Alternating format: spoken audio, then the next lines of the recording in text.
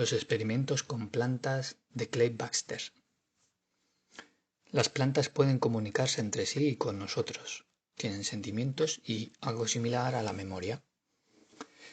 Clay Baxter había fundado a principios de los años 50 una escuela de poligrafía, de detector de mentiras, integrada en la CIA. No es justamente el entorno esotérico que podría suponerse como caldo de cultivo de un hombre que posteriormente sería descrito como padre de la comunicación vegetal. Una pareja de periodistas húngaros le visitaron en su laboratorio de los Estados Unidos para entrevistarle. Su historia la escribieron en un libro llamado La llamada de la rosa, de la cual este es un fragmento.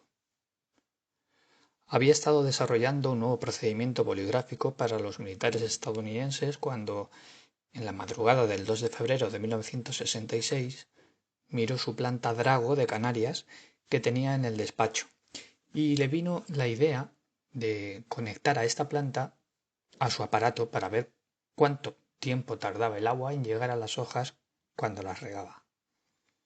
Las hojas del draco son grandes y lo bastante fuertes como para que los electrodos no las dañen enseguida. Esperaba que el polígrafo registrara una curva que reprodujera una pequeña resistencia eléctrica debido a la mejor conductibilidad cuando la planta estaba abastecida de agua.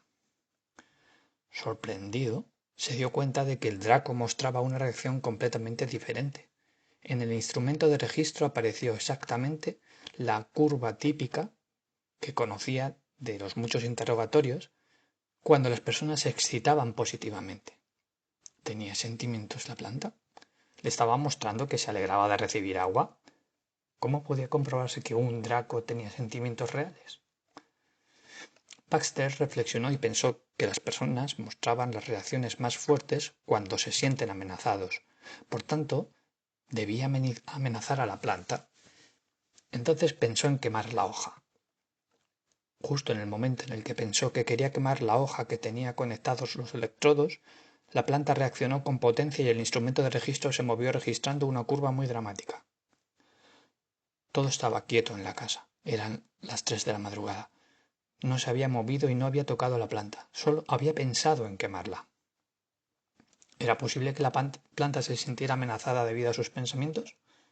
¿Podía la planta apreciar sus pensamientos? Fue a otra habitación para buscar cerillas. Cuando volvió, el instrumento había registrado otra curva de miedo, en el momento en el que había decidido hacer realidad su pensamiento, justamente. Tomó la cerilla y acercó la llama sin intención de quemar la planta. El instrumento de registro volvió a mostrar una curva, aunque mucho más débil. A Baxter le gustaban las plantas y realmente no quería hacer daño a su draco. Más tarde, cuando solo simuló que quería quemar la hoja, la planta ya no reaccionó. ¿Podía la planta diferenciar realmente entre una amenaza real, como al inicio del experimento, cuando le había venido a la cabeza la idea de chamuscar la hoja, y una amenaza ficticia como ahora, cuando solo aparentaba chamuscar la planta? Baxter trabajó toda la noche realizando nuevos experimentos con su draco. Cuando su socio regresó a la oficina a la mañana siguiente, los papeles con los registros del polígrafo estaban colgados por toda la pared.